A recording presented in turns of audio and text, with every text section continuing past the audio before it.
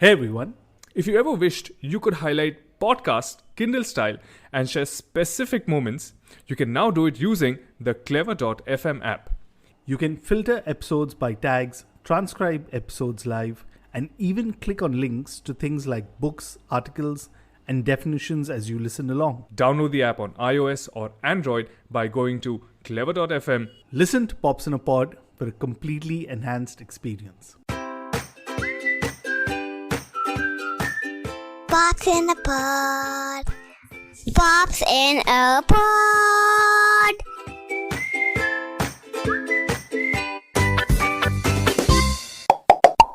Welcome to Pops in a Pod. I'm Nadir. And I'm Peter. We are back with a new episode of Entrepreneur Parents this Jan 2022. For this episode, we go all the way to the US, Los Angeles to be specific. Correct, Peter? Yeah, I'm really excited about this episode. I mean, we've been kind of partnered with this company for a while, so I'm really glad to speak to the founder and CEO of this company. If you're wondering who we're talking about, well, the company is called Clever.fm. And the person in the hot seat, so to say, this week is Sean Lee. So he's a serial entrepreneur and has launched and sold multiple businesses over the last 10 years. One of the businesses he started was a co-working space in downtown Los Angeles. He started multiple e-commerce companies focused on the inbound content marketing for DIY products. But why are we really talking to him? Well, because recently he's been doing a lot of work in podcasting, which led him to launch two companies in the space. The first being, of course, Clever.fm that I spoke about, but also Alumni.fm. That's actually fun. I'm really excited to listen to what Sean has to talk to us about. And he's a fun guy.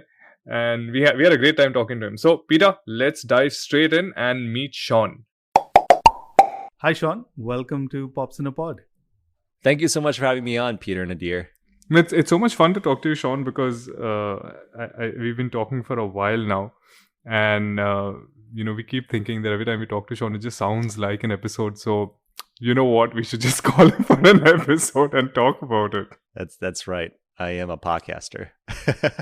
True. And, I must ask you, and this is a question I think Nadir and I have faced so many times. So I'm going to throw it at you. How does it feel to be on the other side of the mic answering the questions for a change? It's always very foreign in some ways because as a podcast host, my job is to be listening intently. I think this is something that you had mentioned, to me before, Peter, is just, really paying attention to what the other people are saying, right? What your guest is saying, so you can be responsive to what they're saying. So sometimes it's really tough to be on this side of the table, I would say. Yeah, I mean, it's true. I mean, there's so much that you've done. Just for context for our listeners, I mean, I came across Clever.fm in the Pod News newsletter, and it sounded so interesting that I was like, hey, you know what, I'm going to write to these guys and connect with them. And, it's been a few months that we've been in touch. So once we got to know you, I was like, you know what, we have to get you on the podcast. And Nadir and I did an introduction, but there's so much that we won't be able to kind of say about you. I'm going to give you a task. How do you introduce yourself in one sentence? This is going to be a really long sentence, but I'm just joking. I am a serial problem. I am a serial problem finder. I know people like to use the word entrepreneur, but I just am obsessed with looking for problems to solve. Awesome. And, I'm really glad that the problem that you're currently looking at is podcasting. So I must ask you, because when I was reading up on you, I mean, you've got a background in finance, you've started multiple businesses in e-commerce, you even started a co-working space in LA. So why podcasting? Like, I'm very curious. Yeah, it's a lot of people don't see what we did with e-commerce or even with the co-working space, but I think the underlying theme in my life and this I can attribute this to many things, but one of the things I can easily attribute it to is my parents are teachers. They are not just teachers, they are teachers at the university. So they teach people how to teach. And funny enough, they're both Chinese. I was born in China, but my parents teach teachers how to teach English, which is which is a very interesting, story for my parents. But that's who they are, and I think it just runs in my blood a little bit, the whole idea of teaching. And so when we had the e-commerce company, sure, what we did was e-commerce. That was the business. That was what made the money. But in reality, we were a education company. We were a media company. We rode the wave of YouTube back in the day and shot hundreds to this day now. The company still exists. I sold out of it. Continue to shoot hundreds of DIY, do-it-yourself how-to videos on YouTube. We showed people how to do things on their car, change out light bulbs. And instead of just showing them one video, because, changing out a light bulb in a car is pretty simple and pretty similar from car to car, we show people how to do it for every car. And it wasn't something that, we didn't know about SEO. It wasn't, we had this master plan. We just did it because it seemed to make sense, right? If you're going to change light bulb in your car, and cars are expensive things, right? You don't want to break it. You want to feel comfortable doing it on your own car. You want to see a video of your car, exactly your car, how to do it. And so that's what we did, and then that's what drove 80-90% of the traffic and business to our website. And subsequently, they bought our products and we made money from that. We actually did not monetize the videos at all. We've never monetized them, actually, not even to this day. And so that was the theme around the e-commerce business, was around education. The co-working space was also, my inspiration there was also, was around education. Los Angeles is not known to be an entrepreneurial hub, right? Unlike Silicon Valley or the Bay Area. Los Angeles has always been a gaming hub on top of entertainment, because Blizzard Entertainment for World of Warcraft is actually based down in Southern California, right down the street from me in Irvine, actually. Riot rose up here, Activision, all these companies have a pretty big EA. They all have pretty big presences, and some have HQs here.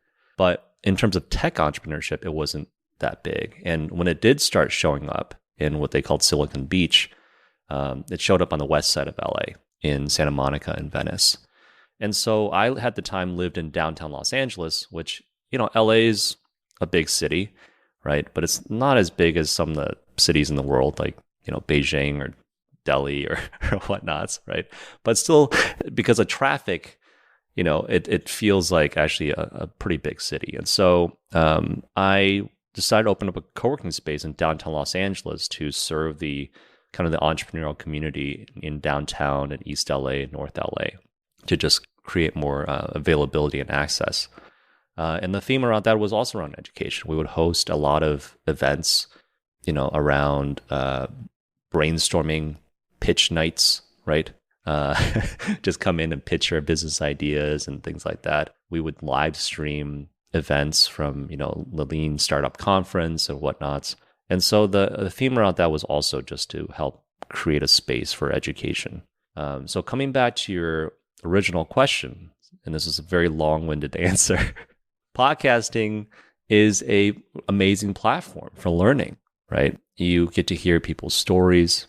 It's like, reading a biography, and I do love to read. And so that's the inspiration for me starting the podcast was when I got to Berkeley for my MBA. Before I even started the program at Berkeley, when I was applying to Berkeley, I was looking for a podcast to listen to so that I can hear what the students were like. And I didn't have one. And so once I got on campus, I thought, this is a great opportunity to start a podcast where not only can I help people network better, because I was, doing one-on-one intros. I would meet you, Nadir, or Peter, and I would introduce you to each other because I heard your story, right? And I just thought this is horribly inefficient as an entrepreneur. So why not just record your story and then share it with the community? And that was, the inspiration to start the podcast. Sean, there's a very popular businessman in Mumbai, India. and we were listening to his podcast and his journey, and what he did over the decades and so on and so forth. And one thing that really captured our mind with that line that he said was that when it comes to business and sustenance of business, it's diversification, right? And I just feel that your journey, where you've done multiple things, right, started a co-working space and e-commerce and now podcasting, and we're close to about 7 odd years in this space, and launching of Clever.fm, did you always have that at the back of your mind, that anything that new comes in is going to be part of my business journey, because diversification is so important, and podcast sort of plays a very important role in that? Yes, in some ways, and no in others. I say this because all the businesses I've been in, I never anticipated building a business around these things. Not in a million years did I. It wasn't like I've had this master plan since I was a kid, and I wanted to build these things. They were all accidental businesses when I think about it, and I can think of the impetus or the moment that drove me to start it. But around what that entrepreneur said, I agree 100%. I think the spirit there is the spirit of curiosity. And I go back to that one sentence that you asked me to describe of myself, is just this insatiable curiosity for looking for problems to solve. And that's like that. When people ask me, oh, how do you come up with these ideas for these businesses? I don't. I just, I'm hyper aware of when I complain about something. I'm hyper aware of when others complain about something. And what I noticed for most people is when they complain about something, they just get really angry about it. I don't. I get really excited about it, right? And I get excited because I start wondering, and maybe it's because of just, how I've trained myself to think. And it's not maybe, actually. I know I trained myself to think this way. And I know this because when I was doing my MBA, short story, by the way, I go on a lot of side stories. Short story, when I was doing my MBA, because I started the podcast, my second interview was just these random students that I found who agreed to come on the podcast, because for anyone who's trying to start a podcast, they'll find sometimes really challenging to find people to come on, because it doesn't exist yet. True and people are like, oh, can I listen to it first? Right? It's story. Like, can I listen to this first? I don't want to be misrepresented, And I'll be like, no, we're starting right now. And then after 10 or 15 episodes, people are just dying to come on, right? And so the second group of, these were two people that I interviewed, very good friends of mine now to this day now, Vlad and Dave. They had just finished recruiting for banking, investment banking. And that's what most people go into business school for, is for consulting, investment banking, or these days, product management, if you're in the Bay Area. And so, I had this chip on my shoulder thinking that, I studied finance undergrad, never really practiced it because I ended up doing all these startups. And I've never fundraised before for a startup. I've always bootstrapped my businesses. And we really bootstrap. We, take a couple $100, $1,000, and try to keep doubling it. It's like that grain of rice on a chessboard story. Wow. I think we need to do a separate episode on that with you, right? Just the way you're describing it. Yeah. We could talk more about it on another episode, or just even later. But tying back to what I was saying earlier, I ended up going down the investment banking path for, a little over a year. I did a full internship with Citibank in San Francisco in their technology investment banking division. And, I worked 1,000 hours, the typical investment banking story. I worked 100-hour weeks, and I worked 1,000 hours in 10 weeks, which is crazy to think about. Most people work 2,080 hours in a year. Yeah. I worked 1,000 hours in 10 weeks, 2.5 months. Wow. But, that wired me. I purposely wired myself to learn how to do very specific skills in investment banking, and how to build a financial model in Excel, and how to do valuations and things like that. And so I had rewired myself completely differently in 10 weeks. in my brain. And I knew I didn't want to stay in banking. I just wanted the skills, right? Those very specific skills. Came out of it, didn't know what I was going to do. I was about to graduate, and I thought, I know I want to start another business, but I don't even know how to think about it. And I felt like people are like, how's that possible? You've started 5 businesses before. How do you not know what to do? And I was just thinking, like, my mind is completely rewired. And it took me about 2 months before I realized how to think like an entrepreneur again, which was, problem. Stop complaining about it. Just stop, getting angry about this. Think about what is, start thinking about, do other people have this problem? How big is this problem that you're complaining about, right? And then is there potential opportunity to solve it? Do you have the right amount of experience, or do you know the right people to solve this problem? And so it took me a while to get back into that mindset, because the natural inclination is I just want to complain and hope somebody else solves this problem. So now you're kind of making me ask you this question, and I have to get it off my chest. What was it about podcasting that you complained about? Because, I'm sure you also listen to a lot of podcasts in addition to producing podcasts, right? And you did that for a couple of years. Was there a eureka moment, or was it like a build up where you realized that, instead of complaining, like you said, I'm complaining, now I'm going to do something about it? What was it that you wanted to kind of fix, or what is the problem that you saw in podcasting? Yeah, that's a great question. It definitely was not a eureka moment. I know in stories, in biographies, people tend to fantasize or just, make how you came to this idea like a eureka moment, right? Like the whole Thomas Edison story, with the light bulb. It's like, no, they failed 1,000 times before that, right? It was definitely a buildup.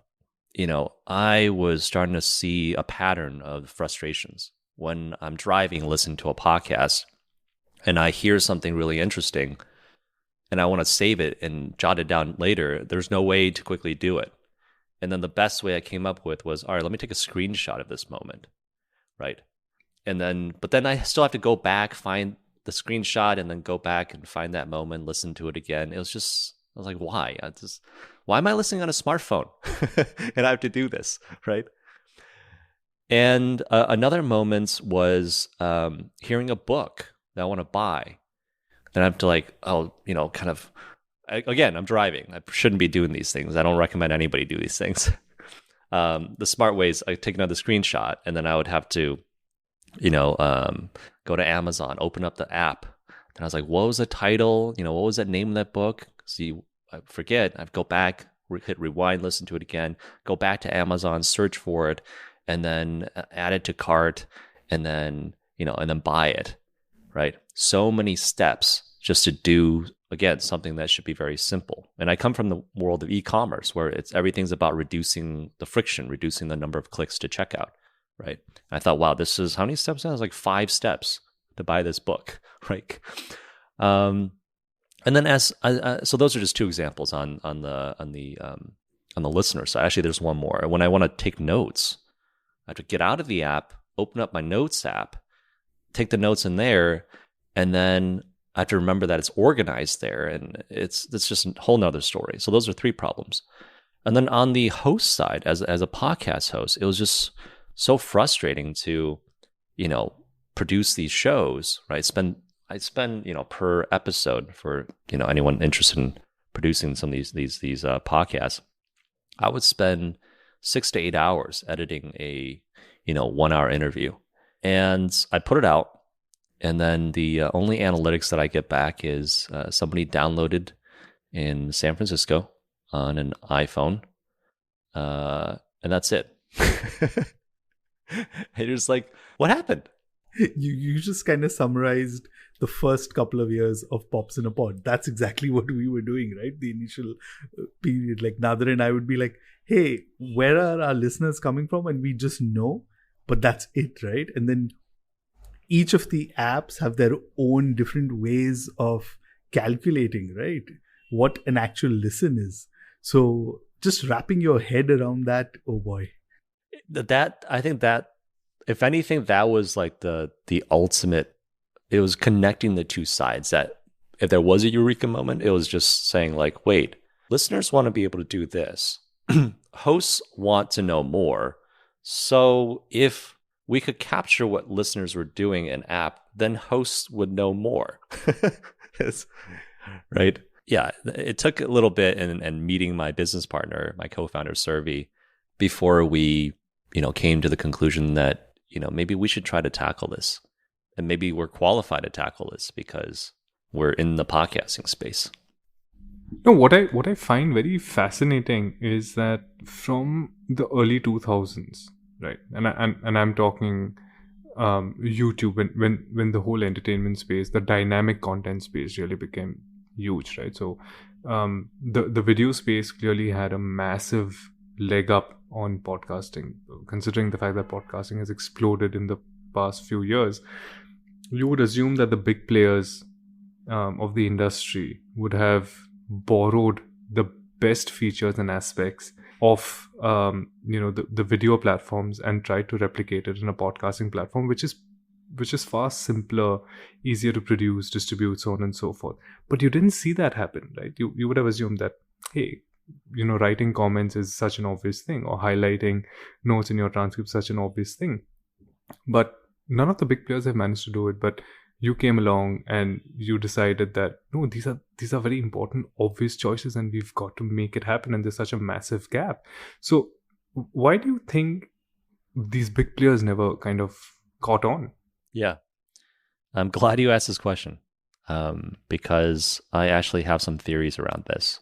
The past decade has been classified as what some people like to call it the attention economy.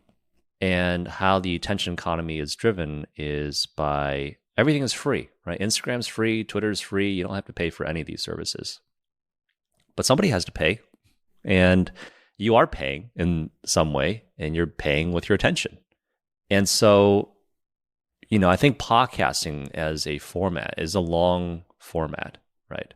It didn't quite have a place in this attention economy. And part of the reason is because for Instagram, TikTok, Twitter, it's about how can we just quickly get people's attention, in short bits at a time, 10, 15 seconds. This all started with Vine, actually, and then Snapchat, right? How do we leverage this gamification to get people's attention and then show as much ads as possible, in a short span of time?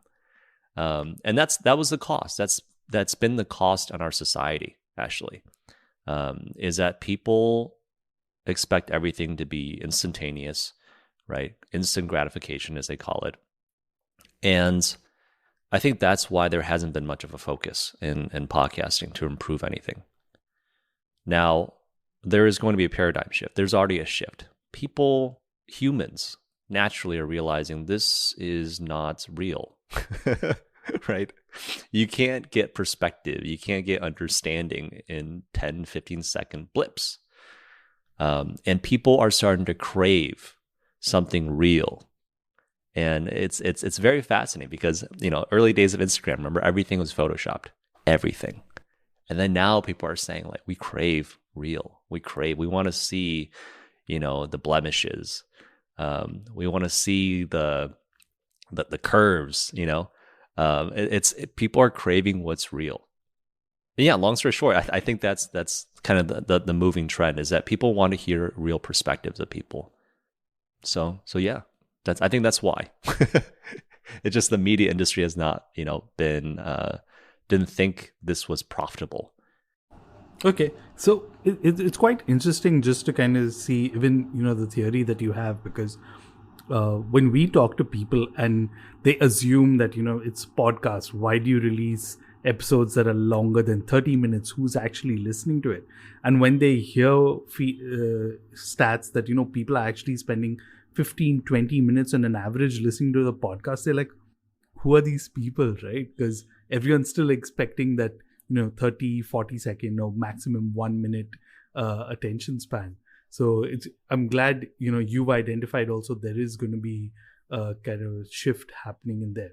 But I'm going to pause talking about podcasting, right? Because we're a parenting podcast, And one of the cool things that we've been doing in the last couple of years is we've identified a lot of parents who also are very beautifully kind of balancing the thing of business as well as, having kids. And especially in a time like we are in 2021. So, I want to go back and I want to take you back at least a couple of years when your son was born, because if I was looking you up and if I get the timeline right, you've been an entrepreneur, you then did an MBA, you became a parent, and then you decided to also start Clever.fm. What was that like? I mean, like, that seems quite a bit, right, for a lot of people. And just me saying that, I could kind of feel it. I think the funny thing about parenting, and everybody says this, I'm not the first person or the last, is that you somehow just make it work. It's my wife and I were talking about, what was Miles like? That's our son's name, in the early days, and we're just like, I don't remember the first 6 months. And I think that's by design, right? In some ways, and it's by design in the sense that you just don't get much sleep. You're sleep deprived, so you don't remember anything. And then that's Mother Nature's way of saying like, having children is an amazing, beautiful, wonderful experience because you don't remember what it was like. So you're going to do it again. But, it's my story was a little bit interesting in that we, in some ways, had planned for having Miles my last year of the MBA because we knew the last semester would be more just more relaxed. But that was the idea at the time. It didn't end up being that way because when I decided to give up, my investment banking job, for people who may not have context of, what investment banking jobs pay, investment banking jobs here in the US for a top bank, you make $150,000 a year. Salary plus bonus is about 80 to 100% of that. So you're looking at, close to $300,000 salary, right? Very lucrative, extremely lucrative. And it was a very hard decision to give that up in considering that we were having a baby, right? Very fortunately, my wife is a doctor, but I think that was also by design in some ways. We've always joked ever since we were dating when she was in medical school that, she would be the stable one. I would be the risk taker, And that's a good one. We had joked about it, but it actually worked out this way. And I'm telling you all this because entrepreneurship, when people ask me like, should I quit my job to do entrepreneurship? It all depends. My first time doing it, I was obviously single. I was 23 or 24 at the time. And I don't encourage people to quit their jobs to start entrepreneurship. I say, if you don't have a family or a child and you're just single, then don't quit your job. There's no reason to, even if you did have a child, I guess, and a family, I still don't encourage people to quit their jobs unless, their spouse or partner, right, can foot the bill and support for a year, because in my opinion, you don't make the best decisions when you're financially strapped. You don't make the best long-term decisions for your business or for a startup. And so for my first startup, I actually worked for the first 18 months of that business. I just had my normal job and we worked 9 to 5, and my buddy and I would come home and just work on the business from 6 to 1. And then we just rinse and repeat every single day. And during my lunch hour, we would return customer calls and do things like that. And it worked. That's really what I encourage for people. Wow. Isn't that the miracle of the 20s, that you can actually pull those hours and still be fine, right? Nowadays, I try to pull 2 late nights where I have to, go to bed by 12 or 1. And then, because we have kids, we wake up they wake us up at 5:36. And literally I did this for 2 nights in a row this week, and I woke up this morning with a massive migraine. And I know it's because of that, when I don't get enough sleep. But going back to your question, my story, because I like to give people full context as to the situation, because I hate to guide people the wrong way to think that like, oh, like this is what I should do, right? Because Sean did it. So our full situation was, yes, like my wife is a physician, and we had made it this decision together that she can't support us forever. I do need to make a living. But that we would set this 12 months deadline to say, all right, Sean, you have 12 months to figure out how to build a business and build it. And if you can't, then you're going to stop. You can go get a job. Right. And so, and that's, I've heard that story many times actually on my podcast where I interview, Berkeley Haas alumni, entrepreneurs especially, who did the same thing, was that they made a pact with their spouse. And even though they didn't have a job, they made a pact that they had savings and say, all right, we have 12 months or 6 months to, that we're going to commit to this of our savings. And then that's it. If it works, it works. If it doesn't, go get a job. So yeah, that was the full context around when Miles was born. And in many ways, I learned that it was very lucky and fortunate that my baby was the age that he was, because the first 6 months they just sleep. You'd have to chase them around, right? They're not crawling yet. There's no mobility. It's just pick them up and you could still listen to books and get things done. Right now he's almost 2. I'm going to massively disagree over here, because that's not how my first 6 months. Yeah. No, I'm not saying the first 6 months wasn't easy, but I feel like after 6 months now, like Miles almost 2 now, there's no way I could get anything done while watching him. I can't even sleep. If I want, like the first 6 months, at least you could sleep, you can nap. Now it's like, if he doesn't want to nap, nope, I just have to follow him, chase him around, right? There's literally nothing I can do. And then at least like, I remember the first 6 to 12 months, I could stroll him around in the mornings and you could feel comfortable strolling him. Now I feel like if I just force him in a stroller, I'm just handicapping him, right? Like he wants to move and I'm just not letting him move, right? But the first 6 to 12 months, I could do that. And so I would just pop in an audiobook and I would just walk him around and, listen to an audiobook. And so that's what I mean by the first 6 to 12 months. It was that he just wanted to sleep a lot. And that was a benefit for me in running a business, starting a business, I should say. Now, I'm going to say Nadir's line, lucky you, Sean, yes. Lucky you. Yeah, I tell you, I feel very lucky, and maybe it's just with hindsight, bias that I felt lucky, but that was the full context. So Miles was born halfway through my last semester, in January, and at the same time the world went into the pandemic, and it was a very terrible situation, but in many ways I thought it was a very good timing to start a business. Both the times that I started businesses, it was during a downturn. The last time was in 07, 08. There's this ongoing joke that I keep graduating into these downturns. And so people always say, oh, let me know when you go back to school again so I can bet against the market. Yeah.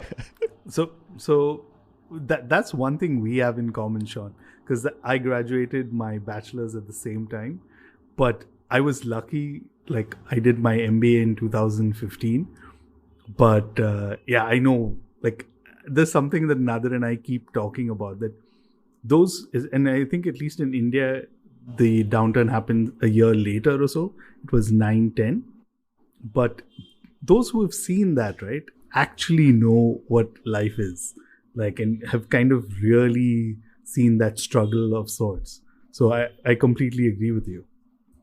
Just to tie things back to what I was saying about looking for problems, this is why downturns are great times to start businesses. I think there's always opportunities to start a business because the one maxim that I tell people is entrepreneurship is about solving problems. And the beauty of it is every time you solve a problem, you create a solution, it creates a new problem, right? More money, more problems. That's the joke. But the reality is that like literally every solution creates a new problem. So you'll never run out of problems to solve in this world. Never. and so it just so happens during a downturn, there happens to be a lot of problems everywhere. And it's just, if you can just shift your mindset a little bit, to say, woe is me, to, hey, what can I help solve, right? How can I put in a hand and do something about something somewhere? You will find plenty of opportunity. Before Clever.fm, I actually started this other business. And by the way, Clever.fm came to fruition in terms of the idea. I met Survey in May of 2020. We took it seriously and started taking a stab at it in around September, October of 2020. So 5 months after we met. But the first business I started last year was called Alumni.fm. It spawned because of the podcast that I did at Berkeley. And again, this is the other thing I want anybody who's looking into entrepreneurship to understand, is that I did this podcast at Berkeley for free for 2.5 years. It was just me, myself, and I. I did hire once in a while an audio engineer to help me fix a file, but I just produced it myself. I did the interviews myself. I looked for people to interview and booked times with them and published it and marketed it myself. Actually, that's a lie. I didn't do any marketing at all because I just didn't have time. I just prayed for SEO gods for someone to find my podcast. But I did it for free for 2.5 years. And I say this too because entrepreneur takes a lot of patience. Going back to your original statement about, the separation of like ideas or, projects and businesses, that's something that I've learned. Now I'm 30, turning 37 soon, is that, so many people take their experiences for granted. They say, oh, that experience was such a waste. I learned this for 2 years and I stopped and now it's such a waste. And the reality is nothing goes to waste if you can repurpose it, if you're just aware that, things build up. And that's what I realized. And that's what the podcast taught me, is that nothing that I did previously that I thought went to waste. Like I taught myself how to DJ for fun because it was a hobby. I just want to learn it, right? I want to get back in touch with music. Stuff that I learned with piano, stuff I learned video editing with my previous e-commerce companies. Nothing went to waste.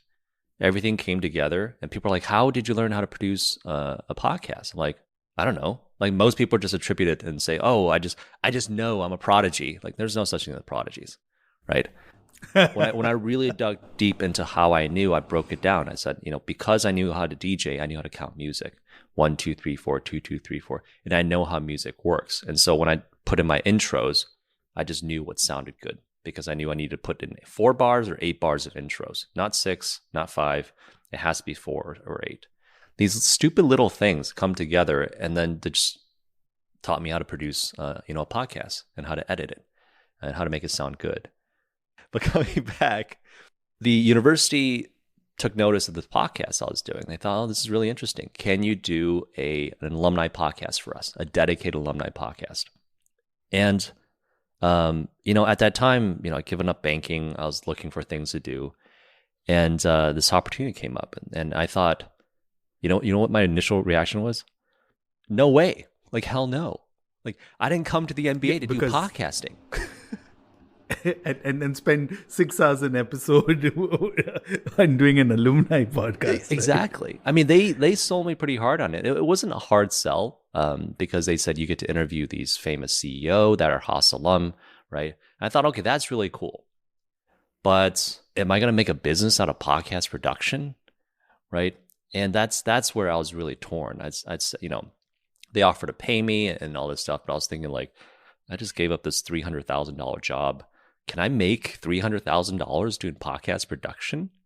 And how long would it take me to do that, right? To make that happen. But even then, it wasn't that exciting because some additional context. So I came to the business school to get into tech, to break out of the lifestyle businesses I was building before, which were fun, which are great, but I wanted to do something that had higher impact. And so in my head, I was really torn. My son had just been born. But you know what? I just said, there's this opportunity right now. Let me just look into it a little bit more. And so I looked into it a little bit more. And the problem that I found was that not only Berkeley had this problem where they had problems engaging with their alumni, because all universities have in 2022 is newsletters and magazines. And that's crazy. It's 2022, right? Like, how is that all you have to engage your alumni base? And, I started looking and thinking, we pay money to go to these schools because of the alumni network, right? How do you access this network? Like, who reads magazines still? I'm sure somebody does, but, most people don't. Yeah. And so I get one once a year. Yeah. Right? Yeah. You get it once a year. Exactly. And it's very expensive to produce and publish a magazine.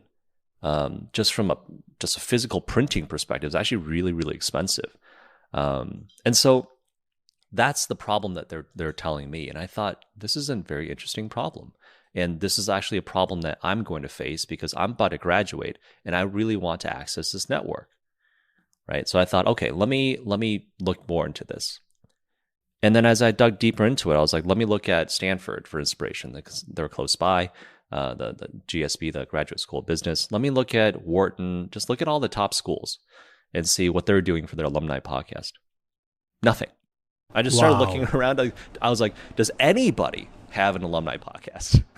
Right? That's crazy. Nothing. It took me about 3 weeks, I think 2 or 3 weeks before I found 2 alumni podcasts. And one was produced by Harvard, naturally. It was actually not easy to find. It was HBS. It wasn't part of HBR. HBR is their Harvard Business Review. It's a huge organization. It was just produced by the alumni team at Harvard Business School. And then the other one was at Northwestern. And so it took me a while to find these 2. And I just thought, this is crazy. If Berkeley has this problem, maybe other people have this problem too. So I started reaching out to different schools and I said, hey, would you be interested in alumni podcasts? And they were like, yes. And so I started piecing things together. And I thought, okay, well, if I can do this for Berkeley, I should be able to do this for any school. And so that's how we started this business called alumni.fm. It's a podcast production company focused on just, universities. And I will say, like, starting this business with Miles at the time was very challenging. But there were a couple of very lucky things that happened, I would say. One was that I had a buddy who was experienced with hiring overseas talent. My previous businesses, I've never hired overseas before, and I didn't even know how to.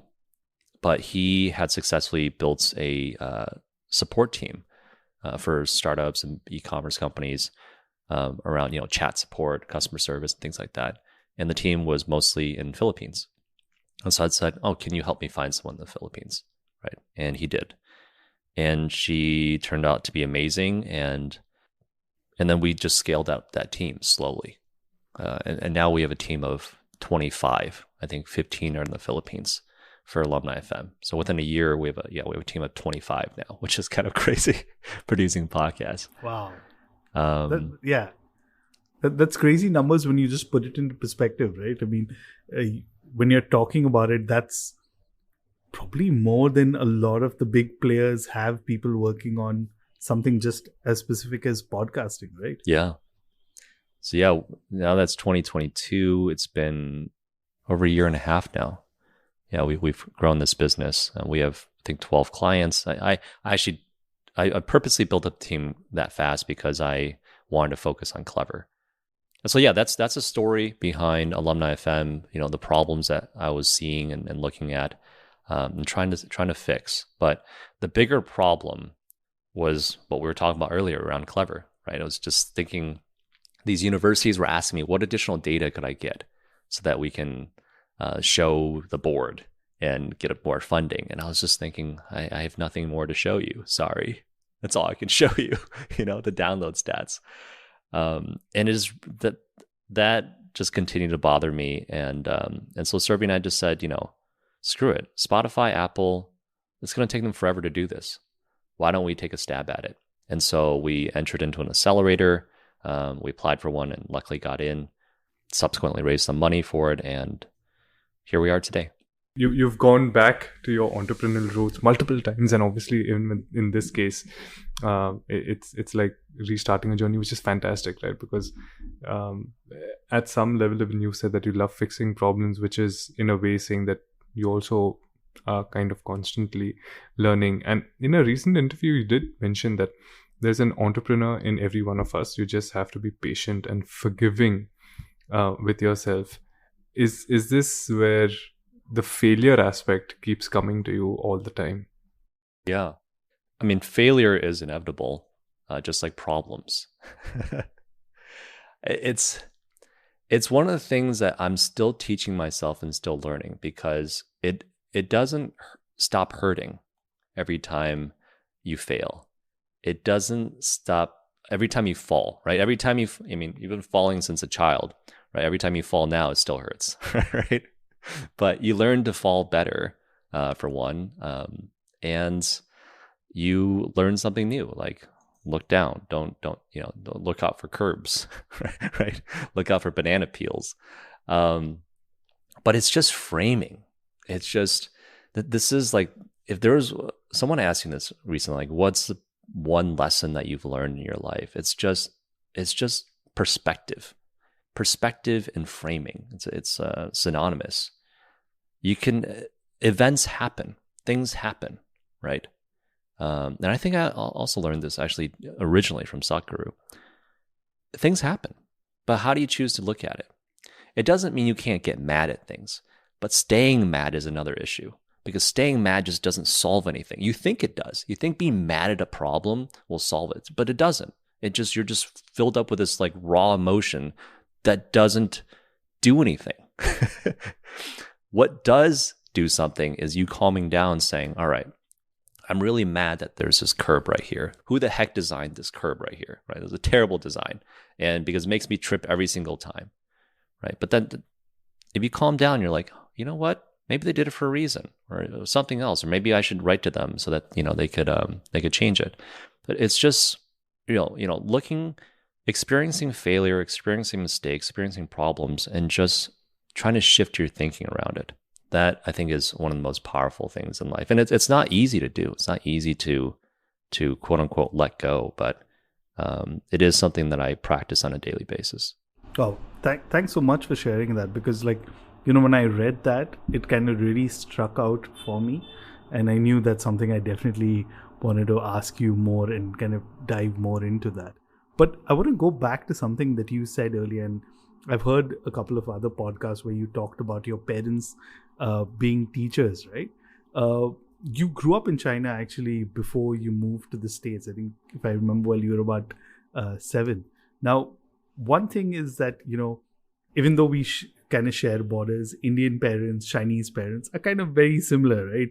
They have there's the discipline, there's a certain expectations and things like that, but we're also very rooted in our traditions and culture, right?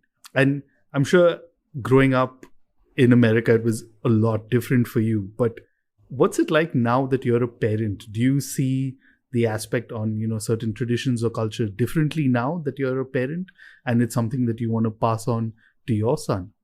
This is a very interesting question, and honestly, I haven't put much thought into it. And part of the reason is we have actually 3 cultures in our family. My wife's family is Thai, from Thailand. And so they actually speak Thai with him. My family's Chinese, and then my wife and I my wife is actually born in the US, but we grew up in the US, right? And I say I haven't put much thought into it because it's something that is challenging. And it's challenging because we have these competing needs. There's this, Maslow's hierarchy of needs. And I think this is always something that is a human struggle, is that you have these you have 6 needs. We have these 4 core needs that are always competing with each other. You have the need for I don't know if you guys have heard of this from Tony Robbins. We have the need for security, safety, and then we have a need for variety, and these 2 are always butting heads. Then you have the need for significance and the need for belonging, and these 2 are always butting heads. And the last 2 are really high arching needs. They are the need for growth and the need for contribution.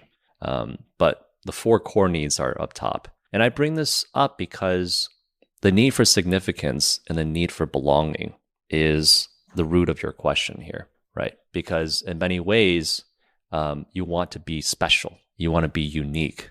And that's why we hold on to our cultural identities, right? But at the same time, I want to fit in, right? I want to be American, right? I want to belong in this society. I want to listen to rock music and rap music and belong. And so that is why we have this struggle. And frankly, I think this is where also adaptation comes along as a species, in that, I think for our son, we definitely want to teach him our languages, because language is embedded with culture, is embedded with thinking. When because I'm fluent in both Chinese and English, I noticed that, there are words that you cannot describe in other languages, right? There's just certain things. Same thing in Hindi. Right? It's the same thing here in most Indian languages, right? And it's very fascinating. That's where your culture is embedded in this language. And so, yes, I think from a language standpoint, yes. Now, certain traditions that may, I think, impact his life decisions, things like, and everybody, has different beliefs around this, but things such as dowries. It's just have a different belief about it. It's and I don't expect a dowry, right? But it does not in any disrespect to anyone's culture, but it's just for us, from a Thai tradition, they expect a dowry, and that was something I was a little bit personally against, because I was thinking, I respect your daughter greatly, and I understand the history behind it, right? The history was that families, especially on a farm situation, families with a daughter, it wasn't as much of a working hand, right? And there could have been some reasons behind that do not make sense, but that was just the nature of it. And so you needed money, right? And so that's a history behind it, but that's 2022. So, at least here where I am, I can't speak for everybody around the world, but here where I am, that's not the situation. Your daughter makes more money than I do. She is much more capable than I am, much smarter than I am. So it does feel a little bit silly to still comply with that rule. So we didn't, and they respect our decision and whatnot. So those are the cultural things that I wouldn't want to impose upon my children. And so, yeah, I think it's a continuous adjustment. That's what it is. To take culture and say, what's working for us and what's not. I hope that answered your question. No, it really did, because you've put it in so much perspective. In fact, but amongst my school and college friends, there was this very popular joke, and considering our cultural similarities in terms of being parents, imagine the child with one Indian parent and one Chinese parent, right? Can you imagine that child's life? What's it going to be? Because both disciplinarian. Either the child's going to be a super genius, or that child is going to run away from house. Yeah. So exactly. Yeah. I mean, it's one of these things where, again, I think the big cultural difference that we have to deal with, we'll have to face, is discipline. I was brought up, same with my wife. Her parents were much more not disciplinary. They were much more strict about grades and things like that. My parents, being teachers, funny enough, I think they were a little bit more liberal in some ways, to let me explore, funny enough, I didn't get perfect grades like my wife, which my parents did not make my parents happy. They were angry, but they weren't. It's the teacher's child, right? You're supposed to be the model for everyone else in a way. Yeah, but the crazy thing was, when we talk about it now as adults, everything's great now, I make them proud. But the crazy thing is that, they didn't know how to help me in many ways because they didn't have strong mathematics backgrounds. They were went through the Cultural Revolution, so their strengths were then teaching language and liberal arts things, right? Not in the sciences, and so they couldn't help me in those areas. And those were the grades and the areas I struggled the most. But at the same time, they just wanted me to be free, I think, because they also understand as teachers that kids have their own nature, right? There's one thing they're very strict about. It was piano. I practiced piano every single day, 365 days, Like the only day I would not practice maybe if I'm sick or if we're on vacation somewhere, but play piano every single day. That was the one thing my mom was very steadfast about. And I appreciate her for it because that is what taught me about, you want to talk about failure. You want to talk about, persistence. That taught me that taught me the biggest lesson that taught me was that passion is a myth. When people say, do what you love, follow your passion, it's very backwards. Passion and love come secondly. Patience, or just discipline or just work comes first. I played piano for, 15 years. I hated it. Every single day, I hated it for the first 10, 11 years. But then the 12th year, I got good. I got recognized for it. I got recognition. I won awards, and I started to love it. And that's what I always remind myself when I do something like podcasting. It was fun, but do you think I really enjoyed editing 6 to 8 hours every single time, every episode? I love the real talk, Sean, because anybody who thinks that, sitting and listening to other people's voice and your own voice, right? Oh yeah, your own voice. Week out of week, really enjoys it and does it out of passion. Come on, we can be honest here. I just kept doing it, and I was like, this could be valuable. This is interesting, right? I'm sharing people's stories. 2.5 years later, now 3 years later, I host interviews. By the way, I don't touch it. I built an entire team around me, so I don't have to touch it. I literally do not touch. I don't even review it. Like I just sit for the interview, and then I don't even review it anymore. That's by design, but that's really the importance of that story. And so some of these things we want to carry on. There are some things I think we want to teach Miles and our kids about persistence and whatnots. But at the same time, a couple of themes that I've been bringing up is talked about in this book that I've been reading called Loving What Is. For listeners who can't see what I just held up, Loving What Is, it's a book by Byron Katie. And it's this idea of just loving what is reality. And, when a child cries or is annoying, right? What is the reality? The reality is they're crying and they're being annoying, right?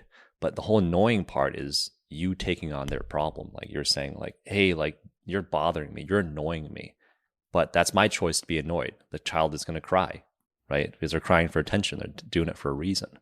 Don't impart your own problems of being annoyed onto your child as if it's their problem, right? As your problem.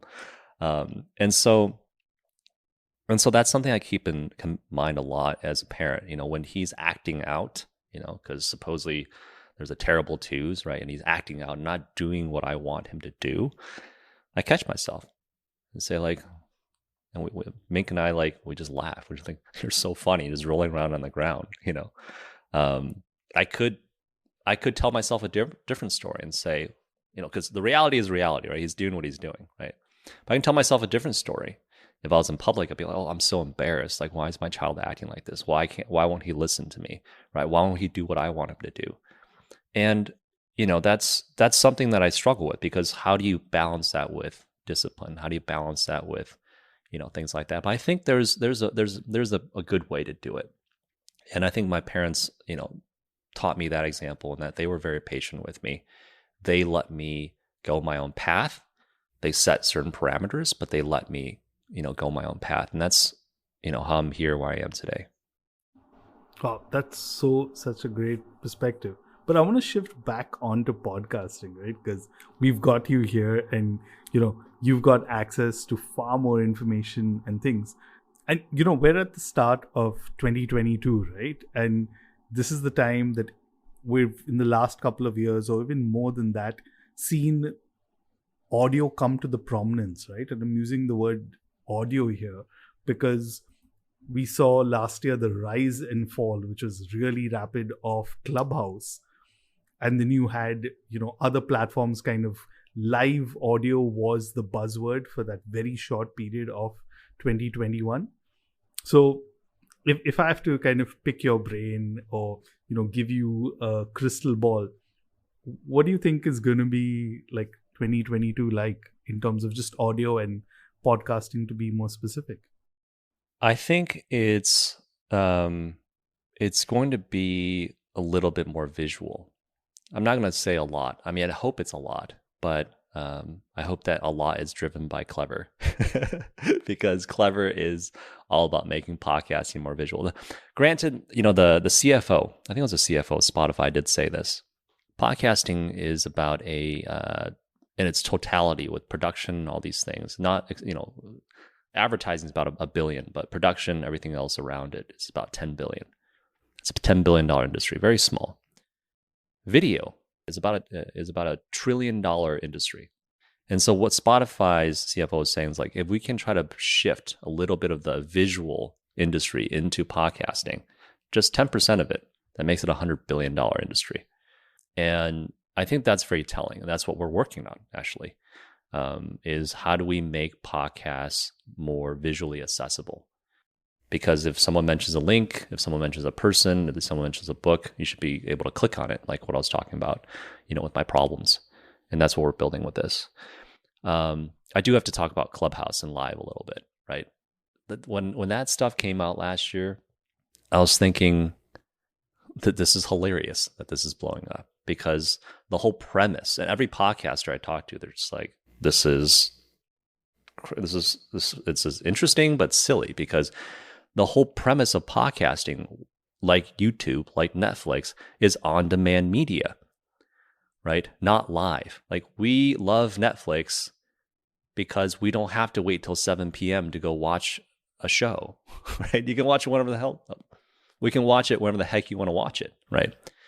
And Clubhouse just thought that was a great idea to just make things live again, and not record it, right? And so, it was hyped up for a while, and obviously now it's not working. And so I think live is an element of podcasting. I'm not discounting at all. I think it is an element, just like Snapchat was a feature, right? That, Instagram copied. And it's just one of the features that we should incorporate so that people can have a live show, but it's not the future of podcasting by any means. So, speaking about the future of podcasting, what we've noticed as a trend is, I think subscription, right, is really going to maybe take over. That's probably where you really understand your true fans. We don't know, because that's what the model Netflix and all your other OTT platforms are working on. Do you really think it makes sense for subscription and podcasting to kind of, work together? Not in that way. And I say this because right now there are two models in podcasting for monetization. In the subscription sense, there's advertising, obviously, but in the subscription sense, you have the Spotify model where you pay $10, $15 a month, right? And then Spotify distributes that wealth however they choose based on their algorithms, which heavily weighs upon like the superstars, right? Like the smaller players get pittance, pennies, not even pennies, fractions of pennies. Then you have on the other end Spotify copying the Substack model. Oh, sorry, not Spotify. Then you have on the other end Apple copying the Substack model of individual subscriptions to individual podcast shows and hosts. I don't know who thought that was a great idea, because sure, if I have just subscribed to 2 or 3 podcast shows, that makes sense. But at some point, how are you going to manage 10, 15, 20 subscriptions? Who wants to do that? Oh, do I want to renew? It's like nobody wants to do that. That's just it just doesn't make any sense. I think Twitch has the best model, and that's the model that we are, looking into for Clever for podcasting is, Twitch has a combination of things. There is a subscription membership element, right? That's very, easy. Then there's, if you don't want to subscribe, that's fine. Then you have this like tipping format, but it's not tipping. It's, the gamified tipping where you buy bits and you are tipping in a way that's like, hey, thumbs up, I got value out of this. And so that is really what we're thinking and how we're laying out Clever when we're looking at tokenization and NFTs. That's something that we're looking into heavily. Is can we reward listeners for listening so they can earn a credit as they're listening? Think about like frequent flyer miles, right? Can there be frequent listening miles that you're just listening and you earn tokens for doing what you're already doing?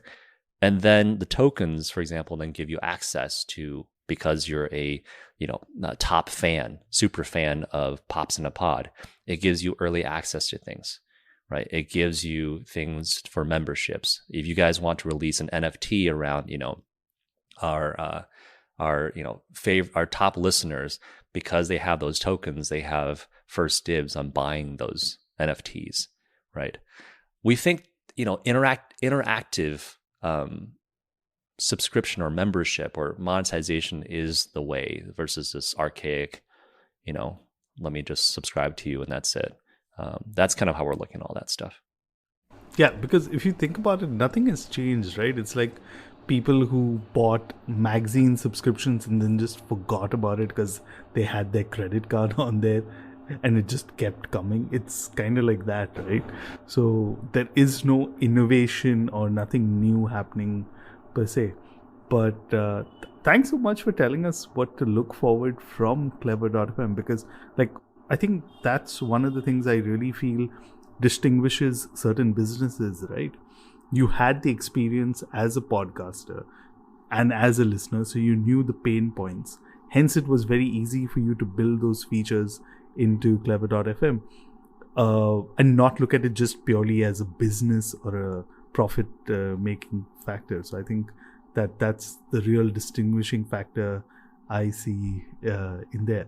Now, there's so much more we can talk to you about, but I want to leave you with one thing, and I know this is something you'll definitely have an interesting anecdote or story also about.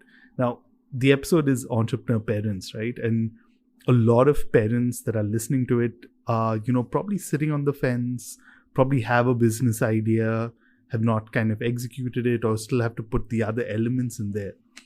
What would your advice be to those listening to the podcast, right? Like people who are probably like how you were when you were having that conversation with your wife, right? Like doing the MBA or finishing off the MBA and just became a parent. You're looking at juggling so many things. Sometimes it can be overwhelming, right? Yeah. My piece of advice, which is for some people it's easy to take, for others I think it's hard, is to go find customers to talk to, find people to talk to. Talk is cheap in many ways. And, when people have an idea that they come to me, they say, oh, I don't know, we should go manufacture 1,000 of these t-shirts. I say, you know what, just try to go sell one and see why they want to buy it. Just go talk to people. Or just go produce one, right? Sure, it's very expensive to produce quantity of one, because when you have 1,000, you have this MOQ, minimum order quantity benefits and whatnots. But can you just go produce one and see what happens and see if anybody wants to buy it? Or sometimes what we used to do was just set up, they have these strategies in the tech world to build dummy features and see if people even click on them, right? Or create dead links on the website. See if anybody even clicks on it before you build that feature. You can do the same in the real world with a lot of things. You can put a product that you don't sell on there and see if anybody buys it. Because the fear is like, oh, I feel like I'm deceiving people. I don't have that yet, right? Or I don't have that quantity yet. Just then do the right thing after they buy it. Return their money and apologize and say like, hey, this is we ran out of stock, right? Or right, just make up something, and then but you have a data point. Now you have a data point that someone actually wanted that product. someone actually wanted the solution that you're providing, right, for their problem. There are just so many hacks like that to think very scrappy, to test and validate your ideas before you jump into business. That's the hardest thing to do, and at the same time, it is the easiest thing to do. So that's what I recommend. Awesome. Thanks so much, Sean. I know we spoke so much, and I feel there's at least another like 5 episodes more of conversation that we can definitely do. But thanks so much for taking time out and talking to us. We're really glad for something like Clever.fm, and that's why we're very glad to be associated with you. And we wish you all the best in this year of 2022. Yeah, thank you so much, Peter and Nadir, for having me on. If any listeners have any questions, they want to reach out, they could find me on LinkedIn, or they can just honestly email me at Sean it's SEAN at clever.fm. I love talking to entrepreneurs. And so, yeah, don't be shy to reach out. Happy to answer any questions. And if, any listeners, or if you have any other questions, want to do another episode, a deep dive on anything specific, I'm also happy to come back on. So it's a real pleasure talking to you guys. Thanks so much, Sean. Thanks for all the learnings and the experience, because I think that's what really, really matters to content creators like us, and hopefully potential content creators who would want to associate with Clever.fm. Yep, that's what happens when you're recording at home with your son and he's going all crazy. But I guess that's all part of being pops in a pod, right? Absolutely. I don't think anyone should be judging us right now, considering the kind of situation that we are in. But great conversation with Sean. I love the fact where he said that, when you have a working spouse and she can support you in doing whatever that you want to, I think that really opened up a whole new avenue for me. I'm going to go push my wife and say, hey, you need to work harder so that I can pursue my passions. So, yep, I'm going to do that now. That's all I'm going to say. But yeah, honestly, I feel there was so much that we could talk to Sean about. So I definitely think this is not like the only episode probably this year we'll be doing with him. And there's so much that we learned, not just about, podcasting itself, but just about entrepreneurship. And I think that's the great aspect about doing episodes like this on Entrepreneur Parents. That's all from this episode. If you're an entrepreneur or a potential entrepreneur listening to this episode, hit us up. You've got our website, popsinapod.in, or just email us at popsinapod@gmail.com. Or you can just search for us on Facebook or Instagram. We put up some really fun and exciting content, and also give you a peek preview of the guests that are coming up. So if you know of anyone, or if you would like to recommend us, please feel free to tag us on social media, and we'll get in touch with them, and who knows, maybe they can be the next guest on Pops in a Pod. But until then, have fun, guys, stay very safe, and see you all next week. All right, see you then.